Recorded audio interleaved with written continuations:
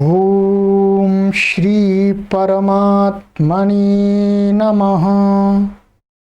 ओम श्री गुरुभ्यो नमः।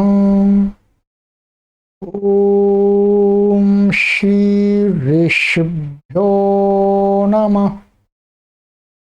ओम असतो मा सद्गमय तमसो मा ज्योतिर्गमय मृत्योर्मामृतंगमय।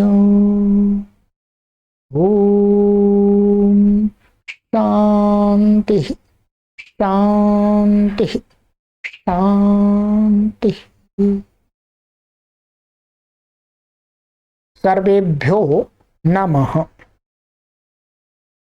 देववाणी संस्कृतम यूट्यूब चलदृश्यं प्रति भवतां भवतीनां च हार्दं स्वागतम्।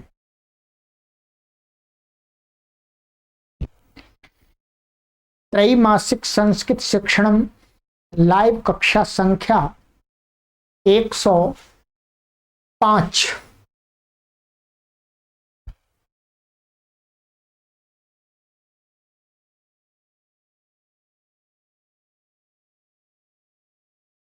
एक 105 को आज पढ़ेंगे। 104 कक्षाएं आपको पढ़ा दी हैं। ये एक कोर्स बनाया है, सीरीज से पढ़ने पर ही समझ में आता है। 0 लेवल से संस्कृत भाषा को सीखने वाले सभी पाठक इस कोर्स को पढ़ें। प्लेलिस्ट में कॉलम बना दिया गया है, त्रैमासिक संस्कृत शिक्षा नाम का। उस कॉलम पर क्लिक करके आप सभी कक्षाओं को सीरीज से पढ़ सकते हैं अपनी सुविधा के अनुसार। चलिएगा, कोई कठिनाई होती है तो आप इस व्हाट्सएप नंबर पर संपर्क करके समाधान प्राप्त कर सकते हैं।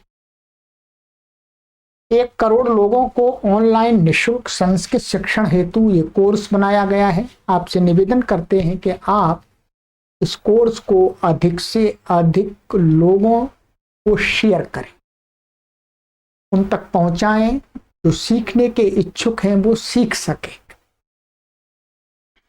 चलिए मित्रों, हमारा तत्पुरुष समास चल रहा था और तत्पुरुष समास में हमने आपको परिभाषाएं लिखा दी हैं और तत्पुरुष के जो 2 भेद थे, समानाधिकरण और व्यधिकरण, तो व्यधिकरण हमने पढ़ लिया पूरा। ठीक है, अब समानाधिकरण को हम मोटा मोटा देखेंगे अभी तो, क्योंकि पूरा इसमें इस कोर्स में हम आपको पूरा समास नहीं पढ़ा रहे हैं। ठीक है, नहीं तो आप कहीं पूरा समास नहीं पढ़ा रहे, पूरा नहीं समझ में आएगा। अभी आपको प्राथमिक स्तर का समास पढ़ा रहे। तो आ जाइएगा, कॉपी खोलिएगा, पेन उठाइएगा। अब हम समानाधिकरण तत्पुरुष समास को देखेंगे। ठीक है,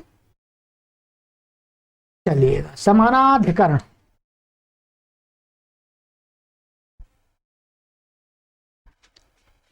कॉपी को तैयार कर लीजिएगा मित्रों।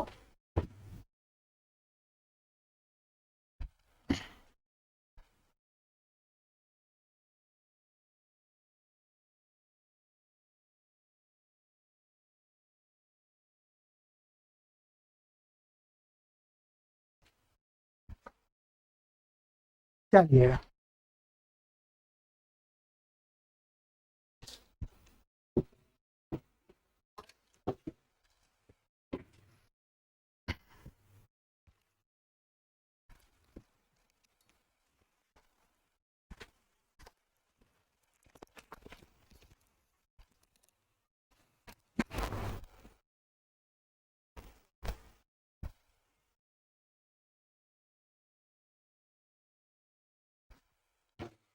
लिखिएगा। समानाधिकरण नंबर 2, समानाधिकरण।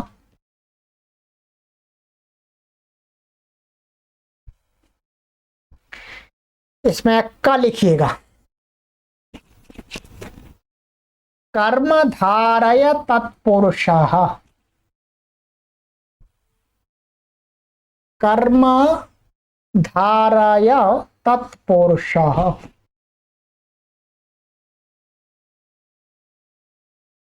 देखिए, विशेषण और विशेष्य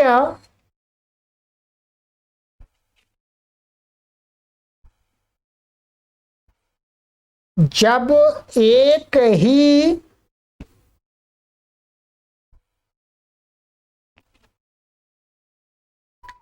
वस्तु को कहते हों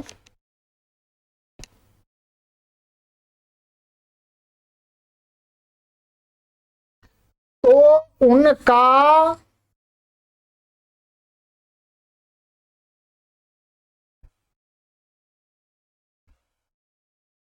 परस्पर समास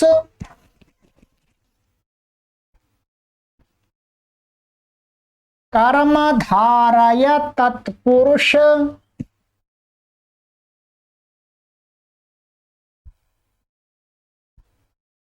समास कहा जाता है।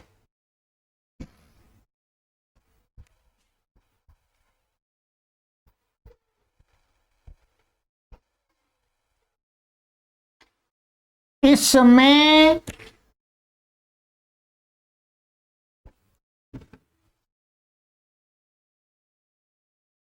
दोनों पदों में, हाँ लिखिएगा,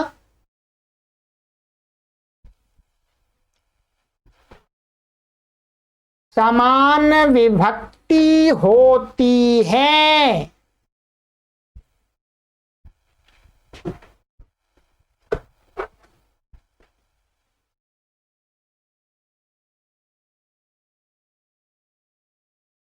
चलिएगा, आप समझिएगा इसको। समानाधिकरण का एक समास भेद है कर्मधारय तत्पुरुष, ये मैंने पहले लिखाया भी था आपको शुरू में। कर्मधारय तत्पुरुष, तत्पुरुष का ही भेद है। विशेषण और विशेष्य, ठीक है, एक विशेषणवाची शब्द और एक विशेष्यवाची शब्द जब दोनों मिलकर के किसी एक को ही कह रहे हों, जैसे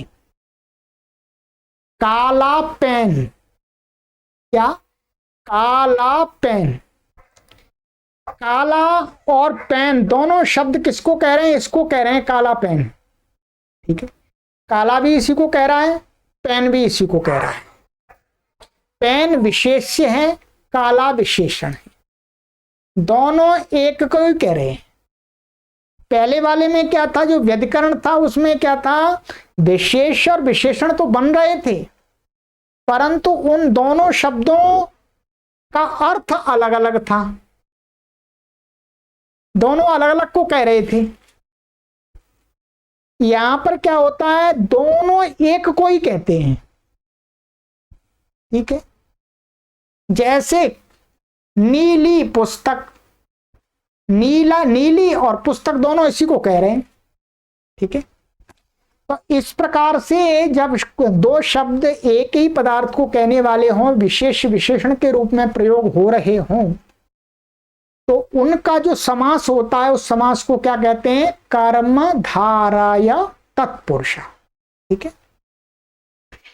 और इसकी विशेषता ये होती है कि जब समास होता है तो समास का जो विग्रह होता है, विग्रह के जो पद होते हैं उनमें समान विभक्ति होती है, क्या, एक जैसी होती है दोनों पदों में।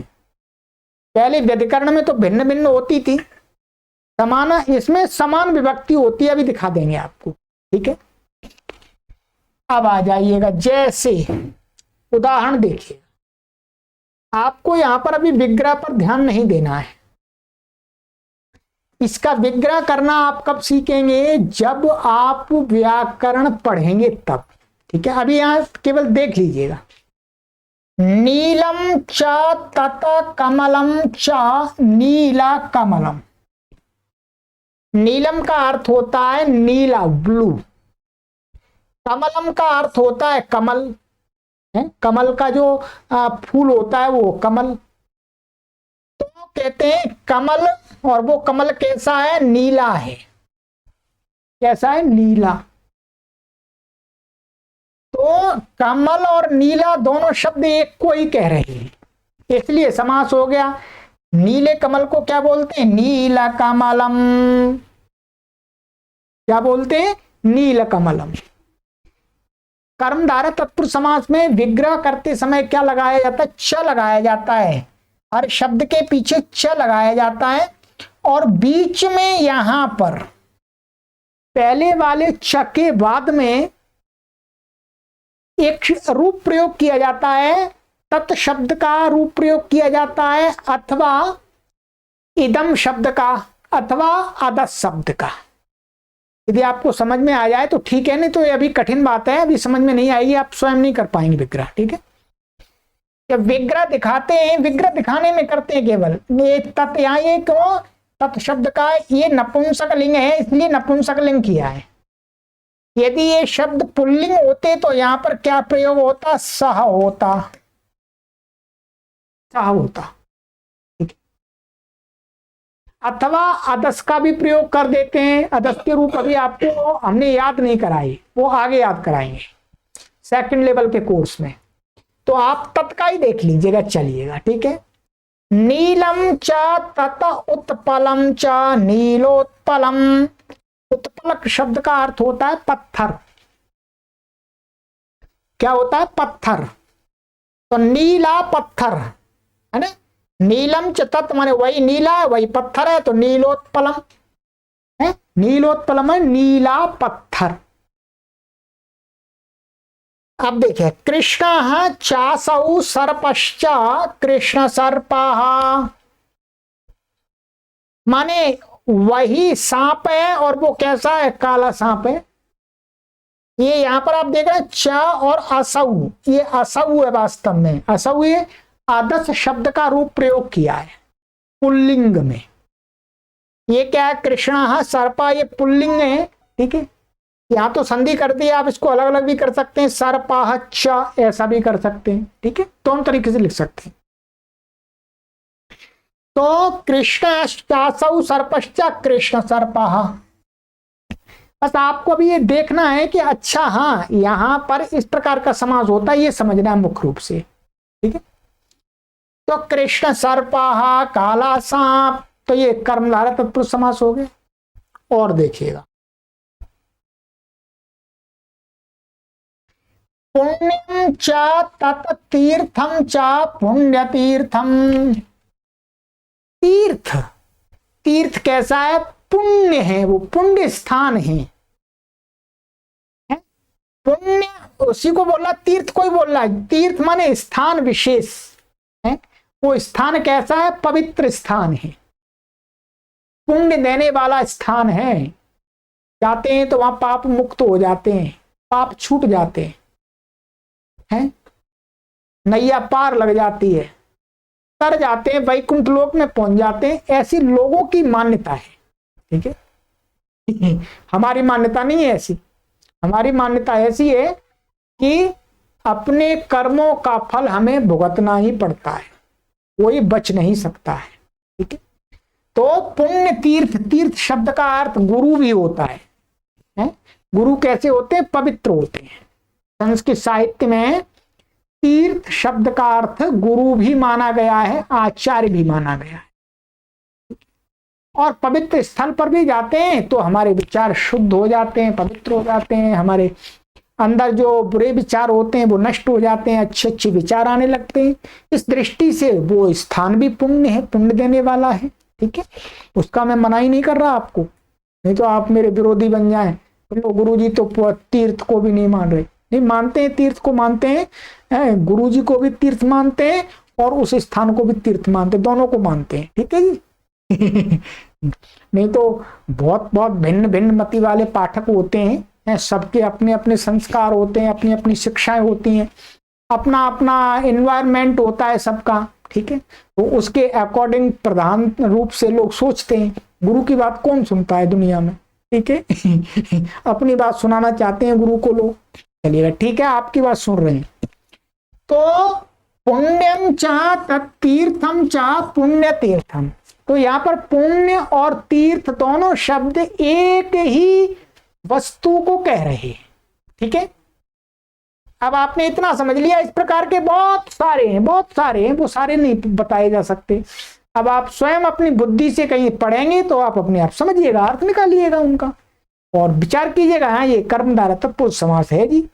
चलिए अब समानाधिकरण का एक और भेद, इसी का भेद है वास्तव में कर्मधारय का। लिखिएगा ख नंबर,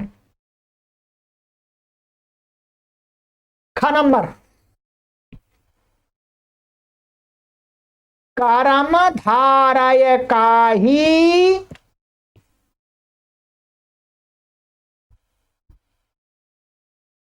ये कर्म है, वास्तव में कर्म बोलता हूं मैं आपको, ऐसा होता कर्मधारय का ही उपभेद द्विगु समास है।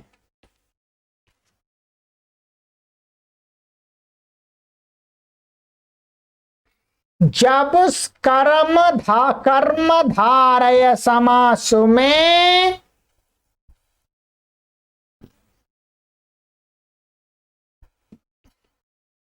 प्रथम शब्द संख्यावाचक हो तो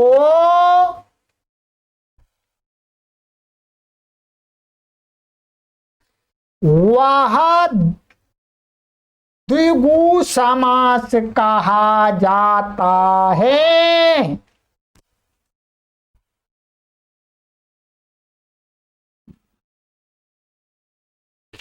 प्रायः यह समूह अर्थ का बोधक होता है।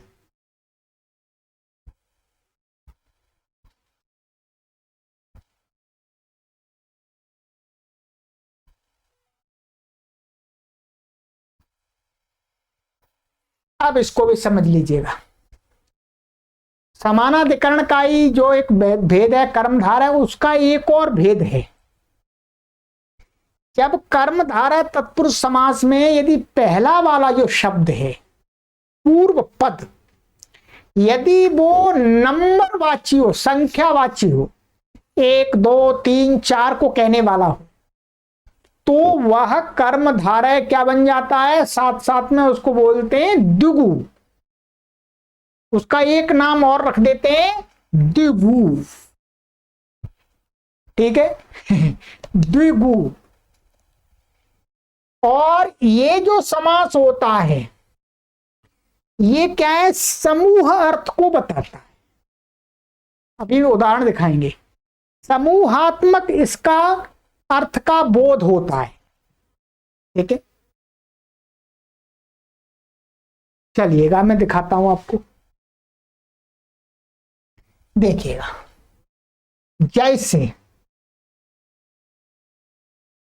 जैसे त्रयाणाम लोकानाम समाहारः त्रिलोकम, ये भी ध्यान रखेंगे, ये हमेशा नपुंसक लिंग एक वचन में ही होता है और स्त्रीलिंग एक वचन में भी होता है, ठीक है।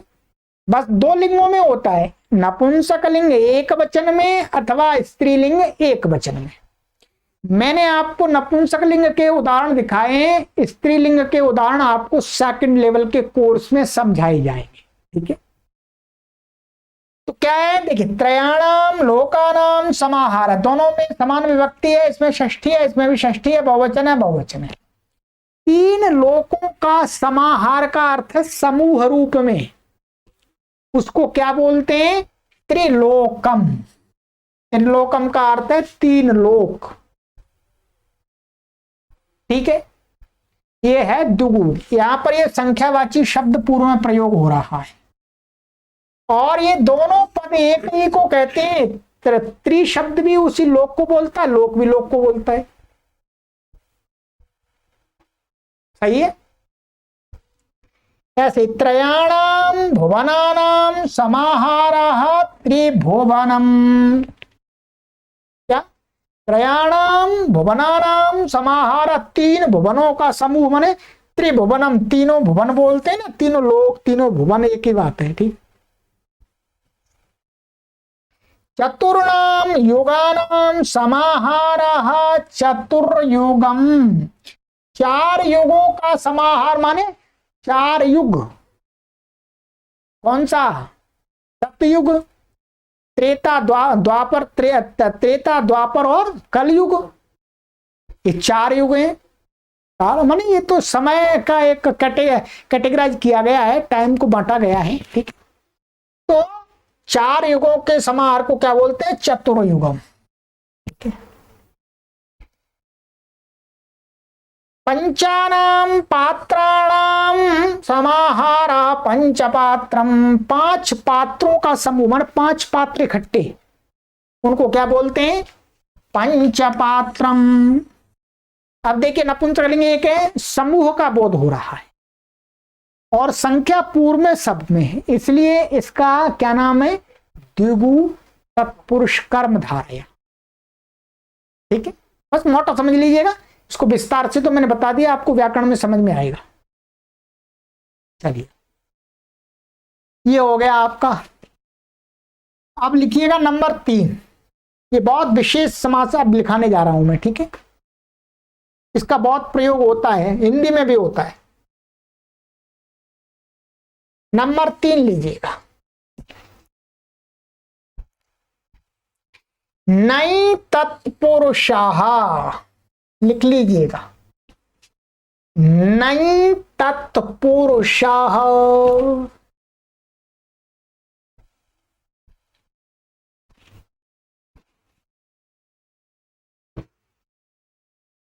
यह समास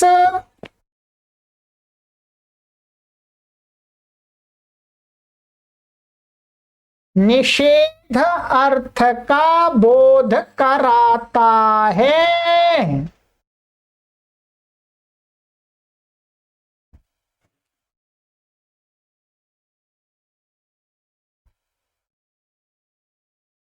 इसमें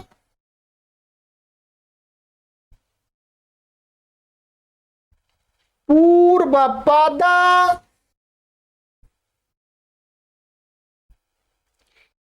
नहीं होता है।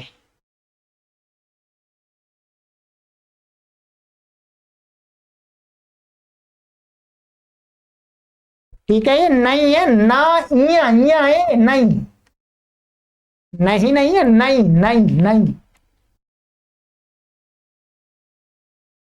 यदि उत्तर पद का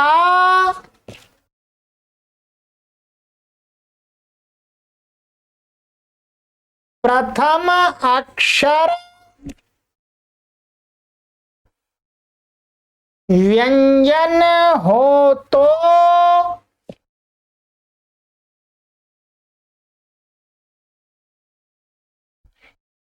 नहीं का अशेष रहता है।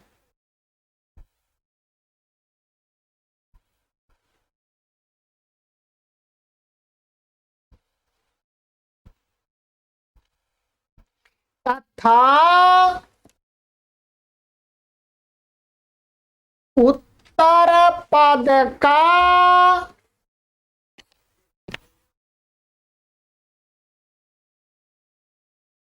प्रथम अक्षर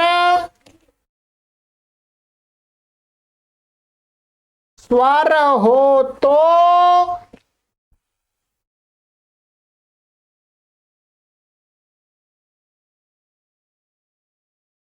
नहीं को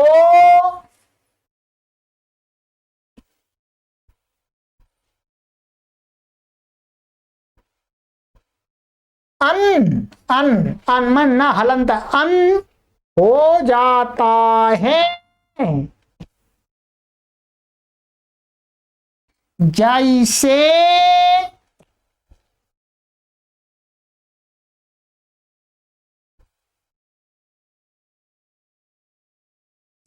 चलिएगा, अब इसको समझ लीजिएगा, फिर उदाहरण दिखाता हूं मैं आपको। ये क्या है? नई तत्पुरुष समास होता है, ठीक है। नई का अर्थ होता है निषेध, निषेध अर्थ को ये बताता है। यह समास निषेध अर्थ का बोध कराता है। इसमें जो पूर्व पद होता है वो क्या होता है, नहीं होता है। ये नहीं क्या है, ये अव्यय है, ठीक है। नहीं नहीं, ये अव्यय है। अब इसमें क्या होता है, जब ये समास जो पूर्व पद में और उत्तर पद का जो समास करते हैं तो क्या देखना होता है, जो बाद वाला शब्द होता है यदि उसका पहला अक्षर यदि व्यंजन है, कॉन्सोनेंट है बाद वाले शब्द का, तो इस नहीं को क्या हो जाता है, ये हट जाता है यहाँ और ना हट जाता है, इसका क्या बचता है, आ बचता है। माने ये हट जाते हैं, आ बचता है, ठीक है। नहीं का आ बचता है और जोड़ देते हैं बस दूसरे पद के साथ में। और यदि बाद वाले शब्द का उत्तर पद माने बाद वाले शब्द का पहला अक्षर यदि स्वर है, वोवेल है, तो क्या होगा, इस नहीं को क्या कर देते हैं, अन कर देते हैं, ऐसा कर देते हैं, नहीं को हटा करके अन कर देते हैं, अन, और आगे वाले शब्द के साथ जोड़ देते हैं। बस इतना है इसका अर्थ निकलता है। दोनों में नहीं ही होता है। उदाहरण देखिएगा,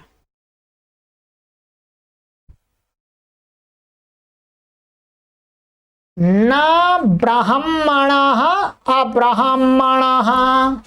अब देखिएगा यहाँ ये वास्तव में नहीं है। नहीं का क्या है, जब हम यहाँ विग्रह करते हैं तो यहाँ हटा के करते हैं, ठीक है। तो ना ब्राह्मणा अब्राह्मणा, तो ये क्या है, ये उत्तर पद का ये अक्षर ब है, ये क्या व्यंजन है, तो न को क्या कर दिया, न का ना हटा दिया, आ बच गया, तो आ हो गया अब्राह्मण। अब्राह्मण का अर्थ ब्राह्मण नहीं है, अर्थात दूसरा व्यक्ति है, ब्राह्मण नहीं है, क्षत्रिय है, वैश्य है, जो भी है, ठीक है, ब्राह्मण नहीं है, ये अर्थ हो रहा है। निषेध अर्थ आ गया। ऐसे न स्वस्थ अस्वस्थ, ये स्वस्थ नहीं है, स्वस्थ नहीं है तो बीमार है ठीक है। ना न्याय अन्याय, न्याय नहीं है तो अन्याय है, घोर अन्याय है, पक्षपात है। तो यहां पर सब जगह क्या है, व्यंजन आ रहा है, इसलिए ना आ होता जा रहा है नहीं को। ना प्रिय अप्रिय, ये प्रिय नहीं है, ये तो दुष्ट है, शत्रु है। न रोगाः अरोगाः, क्या, न रोगाः अरोगाः, अरोगा माने रोग न होना, रोग न होने का मतलब क्या, स्वस्थ। तो यहां पर भी हो गया, ये न को आ हो गया, ठीक है। और देखिएगा कुछ उदाहरण मैंने आपके लिए दिए हैं, काफी आपका हो जाएगा, नैया पार लग जाएगी। न सुंदराः असुंदराः, यह सुंदर नहीं है, जो सुंदर नहीं है बहुत सुंदर बोलते हैं, सुंदर।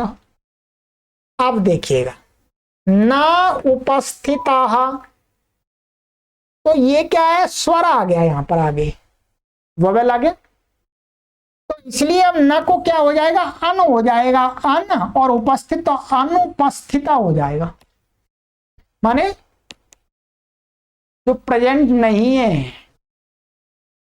छुट्टी पर है, तो क्या न को अनु हो गया तो अनुपस्थिता हो गया। निषेध अर्थ तो यहां पर भी आ गया। न उचिताः अनुचिताः, जो उचित नहीं है। न आगताः अनागताः, जो नहीं आया है, आगता माने आया हुआ, जो नहीं आया वो आगत अनागत, तो यहां पर भी आए। न उदाराः अनुदाराः, ठीक है, न उदाराः अनुदाराः, जो उदार नहीं है दुष्ट है। सब जगह स्वर आ रहा इसलिए अन हो गए। न ईश्वरवादी अनीश्वरवादी, जो ईश्वर को नहीं मानता है वो अनीश्वरवादी नास्तिक। ठीक है। तो ये आप देख लीजिएगा, इसी प्रकार से आपको हजारों उदाहरण मिलेंगे। अब आप अपने आप कल्पना कर सकते हैं, समझ सकते हैं, कहीं देखेंगे तो आप समझ जाएंगे अच्छा ये नई तत्पुरुष है, बस इतना काफी है। नहीं है तो निषेध अर्थ निकाल लीजिएगा, ठीक है।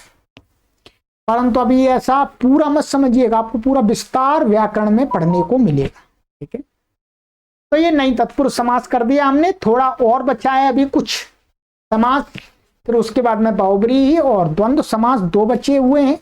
तो 5-6 कक्षाओं में आपको ये कोर्स पूरा कंप्लीट कर दिया जाएगा, ठीक है। चलिएगा मित्रों,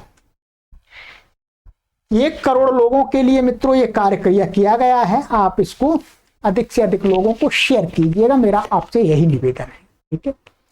यही इसकी दक्षिणा है, यही इसका शुल्क है, यही इसकी फीस है और यही इसका आपका सामाजिक योगदान है संस्कृत भाषा के प्रचार। चलिए आगे की कक्षा में मिलते हैं और समास के साथ में सर्वेभ्यो नमः।